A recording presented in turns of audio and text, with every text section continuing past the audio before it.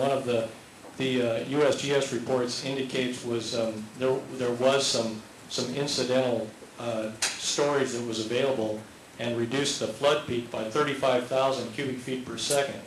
I'm very skeptical that, frankly, only Lower Baker and Diablo were in place at the time, and they were operated as run-of-the-river facilities, and I just don't think anybody was paying attention to trying to operate those dams for flood control. And we know about the timing of the peaks behind those dams. I just don't think that the dams could have reduced the flood peak by that amount. More than likely, it was they were just, at that point, they were operated like run-of-the-river facilities. Yes, sir. Well, it seems much more reasonable to accept 84 years of solid data and discard early data that's based on far less scientific or accurate estimates. Why can't an argument like that succeed in this case?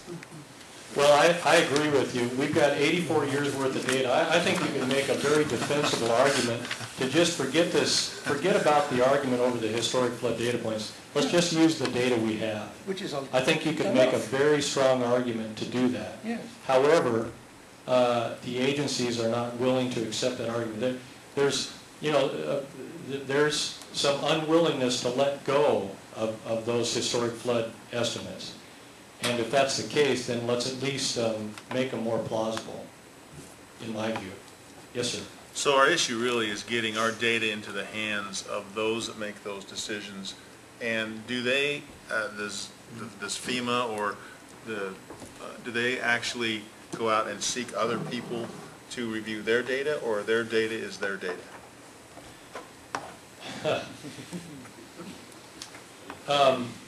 Yes and no? Their data is their data, I think, is basically the position that I'm seeing from FEMA.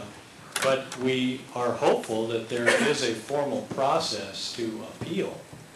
And especially since we've done so much independent research, we may be one of the unique communities in the country with regard to this FEMA flood mapping, that we have so much information about this analysis. And it's our hope that we can submit our analysis complete and independent from anything that's been done to this point.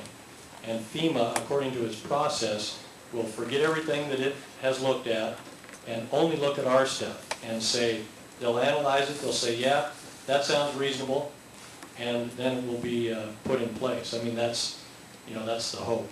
Frankly, I mean, I've never been through that process, so. Chell, I might point out that we have challenged this process before, and successfully. It took a long time, and they did back off on the base flood elevations that they're proposing to increase. That was actually completed in 1984. We built the current jail based on what we were afraid was going to happen, with an 8-foot increase in base flood elevation. The county came in later and put offices in there for the Sheriff's Department after FEMA and the Corps backed off. But there is a process, and we're involved in that process. Kevin's been very involved in keeping us in a position where we can appeal. Maybe you could speak a little bit to the process, Kevin, that is available once we get to that point. Sure. Thank you, Mayor. Members of... Can you hear him in the back? Is that coming through?